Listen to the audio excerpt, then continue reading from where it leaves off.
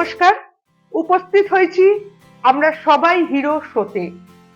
আজকে এক অত্যাশ্চর্য কাহিনী, ঠিক কাহিনী বলবো না, আমাদের তো বাস্তব নিয়েই গল্প কথা। 50 বছর বয়সে অভিনয় জীবনে পদার্পণ এবং প্রসেনজিৎ চ্যাটার্জি থেকে শুরু করে রচনা ব্যানার্জি কার সাথে না কাজ করেননি। উনি আমাদের একজন পরিচিত মুখ, একজন পরিচিত অভিনেত্রী। একটা ঘটনা আমি কোনোদিনও ভুলতে পারবো না। আজও মনে পড়লে চোখে জল আসে। সব হাউজের ঘরে ঘরে আমি ছবি দিচ্ছি। একদিন এক নামকরা পরিচালকের ঘরে ছবি দিতে গেছি। একজন বলে উঠলো আমাকে, আপনি অভিনয় করবেন? যান যান, আপনি না করে আপনার যদি কোনো মেয়ে থাকে তাকে পাঠিয়ে দিন। আমি সেদিন NT1 স্টুডিও থেকে কাঁদতে কাঁদতে বেরিয়ে এসেছি। তখন আমি মনে মনে জিদ চেপে গেছে যে আজকে তোরা আমাকে অপমান করলি, এমন একটা দিন আসবে যে সেদিন তোরা আমাকে চেয়ার দিবি। ঠাকুরের আশীর্বাদে সেই জিদ, ধৈর্য আর মনের জোরের জন্য আজকে আমি সেই জায়গাটা পেয়েছি। হ্যাঁ, আসুন। যদিও আপনারা চেনেন তবু আলাপ করিয়ে দেব জ্যোৎস্নাদির সাথে। জ্যোৎস্নাদি নমস্কার। নমস্কার। এই জ্যোৎস্নাদির কাছেই আমরা শুনে নেব। জ্যোৎস্নাদি, তুমি এত বছর পরে অভিনয় জগতে এসেছো এবং তুমি যথেষ্ট পরিচিত মুখ এবং এখনো তুমি এত সুন্দর করে কাজ করছো।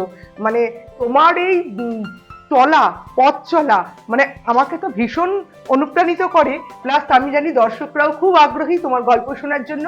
আসুন আমরা আজকে জ্যোৎস্নাদির মুখ থেকেই শুনে নেব জ্যোৎস্নাদির এই পথ চলার কাহিনী।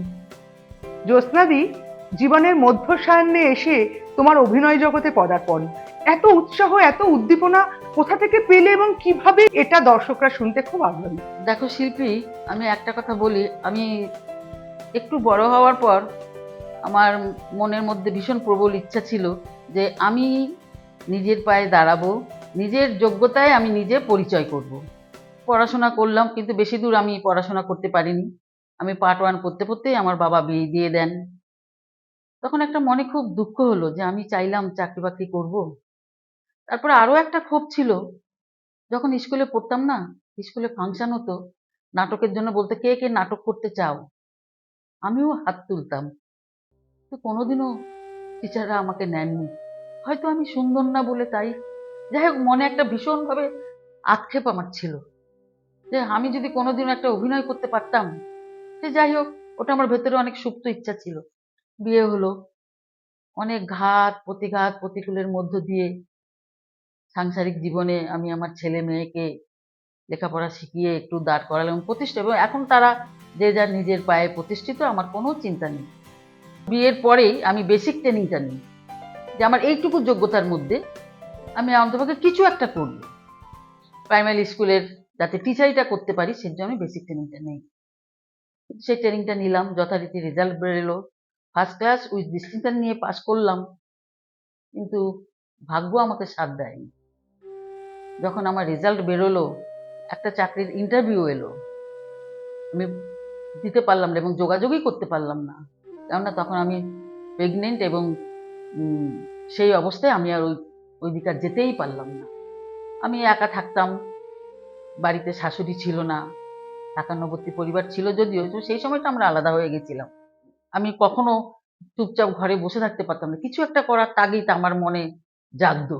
উলের মেশিনে সেলাই করতে করতে মেয়ে যখন একটু বড় হলো, তখন বললো, মা উলের মেশিনে সেলাই করতে গেলে খুব ক্যারক্যার শব্দ হয়, মা আমার পড়াশোনার অসুবিধে হচ্ছে, উলের মেশিনটা আর করো না। তখন কি করি, তখন ওই সফটওয়্যারের কাজগুলো, টেডি বিয়ার, কুকুর বিড়াল, এগুলো আমি তৈরি করলাম। তৈরি করে করে ঠিক পয়সার জন্য না, মানে সময়টাকে কাটানোর জন্য, নিজেকে ভালো রাখার জন্য। তো যাই হোক, ছেলে মেয়েদের আমরা দাঁড় করালাম, ছেলে মেয়ে প্রতিষ্ঠিত হলো, যে যার জায়গায় গেল। তখন আমি একদিন আমার কর্তাকে বললাম যে দেখো, তোমার ছেলে মেয়েকে তো আমি বেশি ভালো না হোক একটু তো মানুষ করতে পেরেছি, এবার আমার একটা সুপ্ত ইচ্ছা আমাকে পূরণ করতে দেবে? তখন কর্তা বললেন, কি চাও বলো। আমি বললাম, দেখো, আমার না অভিনয় করার ভীষণ শখ, ভীষণ ইচ্ছে, আমি একটু অভিনয় করতে চাই। এই আকাশ হাটে পুলিশ ফাইলের জন্য সব আর্টিস্ট নিচ্ছে, আমি একবার যাব। বলে যাও। আকাশ হাটে গেলাম, আমি শর্ট দিলাম, কিন্তু আমি তো জানি না অভিনয়ের কিছুই। কখন থামতে হয়, কি কাট বললে যে থামতে হয় সেটা আমার জানা ছিল না। আমি শর্টটা দিলাম, আমার যে ডায়লগটা ছিল সেটা বললাম, কিন্তু আমার তো জানা ছিল না। ডায়লগটা শেষ হতে হতেই আমি বলে ফেললাম, হয়েছে স্যার। তারপরে তো আমাকে ভীষণভাবে বকুনি দিলেন। আমার ভেতরে খুব লাগলো। আমি বললাম, স্যার আমি তো কোনোদিনও কাজ করবো, জন হালদারের প্রথম কাজ করি। স্যার আমি তো কোনোদিন করিনি। তখন আমাকে সবাই বলছে, না না কিছু নেই, ঠিক আছে ঠিক আছে, ওকে, আপনার থ্রোয়িংটা খুব ভালো আছে, কিন্তু আমরা যতক্ষণ পর্যন্ত কাট না বলবো ততক্ষণ পর্যন্ত আপনি একইভাবে থাকবেন।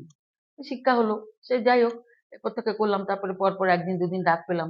ইতিমধ্যে আমার ছেলে টেলিভিশনে ওইটা দেখলো, দেখে বলল যে মা তোমার দ্বারা হবে, এক কাজ করো মা, তুমি এর সাথে নাটকের গ্রুপ থিয়েটারে ভর্তি হও এবং নাটক করো।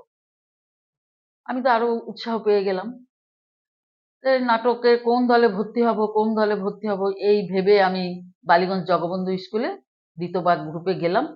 উনি পরিচালনার দায়িত্বে শ্রীযুক্ত শেখর দাশগুপ্ত, এবং ওনার হাতে গিয়েই আমি পড়লাম।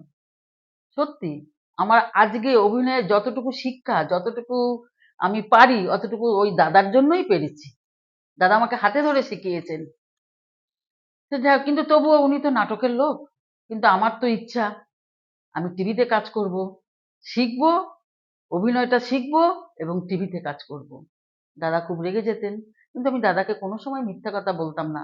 যদি শুটিংয়ে আসতাম পুলিশ ফাইলে, দাদাকে বলতাম, দাদা আমি আজকে যেতে পারছি না, আমি শুটিংয়ে আছি। দাদা খুব রাগারাগি করতেন, বলে 1 বছর আগে নাটকটা শিখুন ভালো করে, তখন দেখবেন আপনাকে সবাই ডাকছে। আমি বললাম, দাদা আমি এটা মানতে পারলাম না, আমার এখন বর্তমান বয়স 50 বছর বয়স, আপনার কাছে 1 বছর শিখবো তারপরে আমি অভিনয়ের জন্য ডাক পাবো, ততদিনে যদি আমার ওপরের ডাক এসে যায়। যাই হোক, দাদা একটু হাসলেন, একটু ইয়ার্কির চলে কথা, অনেক কথাবার্তা হলো। নিজেকে তৈরি করার জন্য গ্রুপ থিয়েটার করেছি, এই গ্রুপ থিয়েটার তো করেছি এবং অ্যামেচার শো অনেক করেছি। তখন তো আমি বেশি শুটিংও করতে পারি না, আমরা মধ্যবিত্ত ঘরের লোক, পয়সাও এত বেশি ছিল না। রানীকুটি পর্যন্ত অটোতে যেতাম, রানীকুটি থেকে হেঁটে হেঁটে টালিগঞ্জ যেতাম, আবার টালিগঞ্জ থেকে হেঁটে হেঁটে রানীকুটি এসে অটো করে বাড়ি আসতাম। কিন্তু ওই অভিনয়টা করার আমার প্রবল ইচ্ছা, ইচ্ছাটাকে আমি কিছুতে, আমি অভিনয় করবই। মানুষের বাড়িতে যখন টিভিতে এসে, তখন আমার বাড়িতে টিভিও ছিল না, আমি যখন প্রথম অভিনয় জগতে ঢুকি, মানুষের বাড়িতে টিভি দেখতে, ইস ঠাকুর আমি যদি একবার অভিনয়টা করতে পারতাম, আমি যদি একবার অভিনয়টা করতে পারতাম, এই প্রবল ইচ্ছা জেদ আমার ছিল যে আমি অভিনয় করবই। নিজেকে প্রচুর ভাবে তৈরি করেছি এবং অনেকেই জানে আমার এই কষ্টের কথা, অনেকেই জানে। এখনো স্টুডিওতে গেলে দেখলেই বলে যে জ্যোৎস্নাদি এত কষ্ট করেছেন আপনি, আজকে আপনাকে দেখে আমার খুব ভালো লাগছে। সত্যি জীবনের পথ তো সবসময় ফুলে বিছানো হয় না। কত কাঁটা মারিয়ে, কাঁটা পেরিয়ে কত প্রতিভাবান, সে শিল্পী হোক বা জীবনের ক্ষেত্রে কোনো সফল ব্যক্তি হোক, তারা জয়ের মুকুট পরেন। আজকে জ্যোৎস্নাদির মুখে শুনলাম যে কতখানি কষ্ট করেছেন, কিন্তু সেই কষ্ট ছাপিয়ে যেটা আমাদের ভালো লাগলো, ইচ্ছা শক্তি বড় শক্তি, মানুষ চাইলে কি না পারে। কত প্রতিকূলতার মধ্যে জ্যোৎস্নাদি কাজগুলো করেছে, তার স্বপ্নকে, সেই ছোট্টবেলা থেকে সুপ্ত স্বপ্নকে বাস্তবায়িত করেছে। আজকে জ্যোৎস্নাদি কিন্তু বহু সিনেমায় অভিনয় করেছে। জ্যোৎস্নাদি, তোমার আনন্দের কথা শুনবো এবার।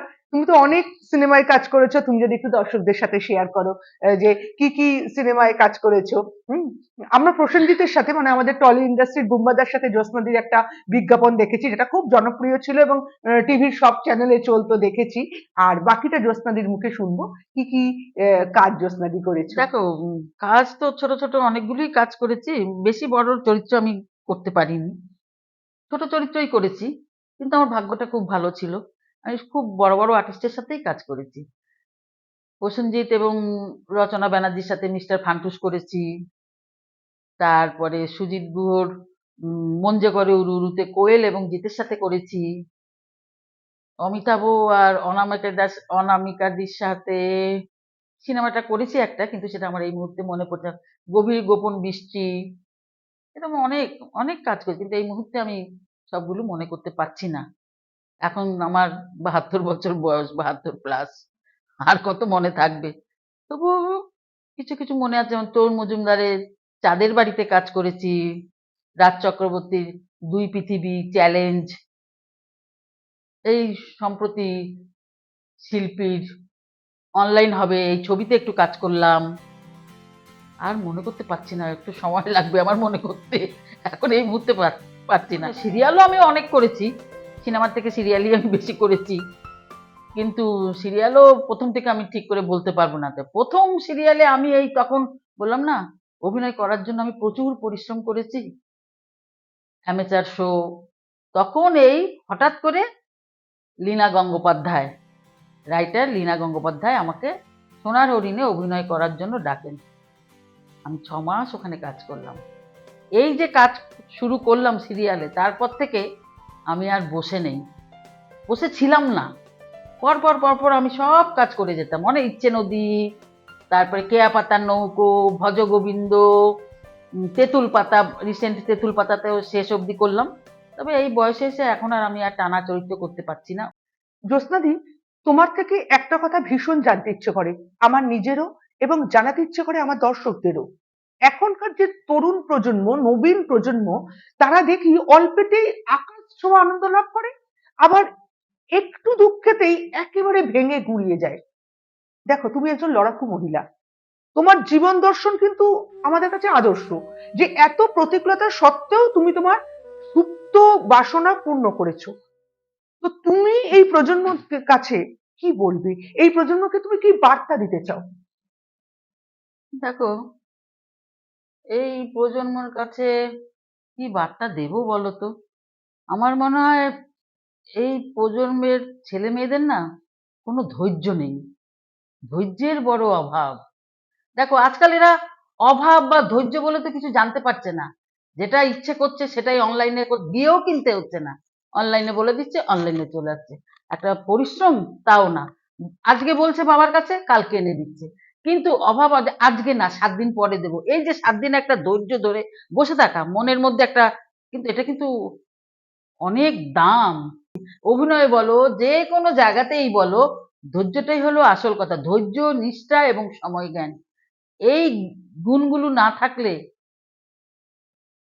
অভিনয় জগতে ভালোভাবে পৌঁছানো যায় না। যাদের জন্মগত প্রতিভা আছে তাদের কথা আলাদা, কিন্তু ধৈর্যটাই হলো আসল। সবকিছু ধৈর্যের কখনো বিকল্প হয় না, ধৈর্য কখনো বিমুখ করবে না। এই ধৈর্যতেই একদিন পাহাড়ের চূড়ায় উঠে যাবে। কিন্তু আজকাল ধৈর্যের বড় অভাব, ধৈর্য নেই, এদের ধৈর্য নেই।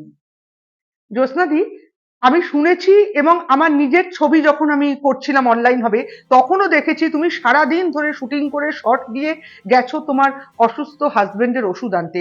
সেই সময়গুলো খুব কঠিন ছিল তোমার পক্ষে, আমি ফিল করতে পেরেছি। ওই সময় নিয়ে সংক্ষেপে যদি আমাদের দর্শকদের কিছু বলো। দেখো, স্বামীকেও দেখতে হবে, অভিনয়টা তো আমার ভেতরের ইচ্ছা, ও আমার প্রাণ। একটা দিন অভিনয় করলে মনে হয় যেন আমার 7 দিন আমি অক্সিজেনটা পাই।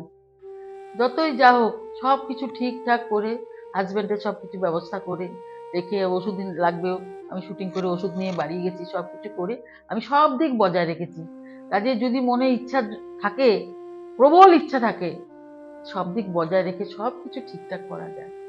করোনার আগে পর্যন্ত আমি ভালোভাবে কাজ করেছি, কিন্তু করোনার পরে যে কি হলো, আমাকে আর কেউ ডাকে না, জানি না কেন ডাকে না। তবে আমি কিন্তু ধৈর্য হারাইনি, আশাও ছাড়িনি। আমি জানি আমার একদিন সুদিন আসবে, আবার হয়তো ঘুরে আসবে, আমি হই হই করে কাজ করব। দেখি সেই দিনটা কবে আছে, সেই দিনের অপেক্ষায় আছি। কাজ তুমি নিশ্চয়ই পাবে, নিশ্চয়ই করবে। তুমি যখন এত প্রতিকূলতা নিয়ে এত দূর এগিয়েছো, শুধু আমি নই, দর্শকরাও বিশ্বাস রাখেন যে জ্যোৎস্নাদি আরো কাজ করবে। দর্শকদের জানাই, যদিও জ্যোৎস্নাদি বলেছেন সম্প্রতি আমার মুক্তিপ্রাপ্ত ফিচার ফিল্ম অনলাইন হবেতে জ্যোৎস্নাদি একটি বিশেষ ভূমিকায় বিশেষ চরিত্রে অভিনয় করেছেন এবং যথেষ্ট প্রশংসা কুড়িয়েছেন। এবং আমার কাছে মানে খবর আছে বা ইন্ডাস্ট্রি থেকে শুনতে পাচ্ছি জ্যোৎস্নাদি আরো বেশ কিছু কাজের জন্য অ্যাসাইনমেন্ট পাচ্ছেন। সুতরাং জ্যোৎস্নাদির সাথে আমরাও আশাবাদী, জ্যোৎস্নাদি অনেক দিন এখনো কাজ করবে, আমরা জ্যোৎস্নাদির মতো অভিনেত্রীকে পাবো। নমস্কার।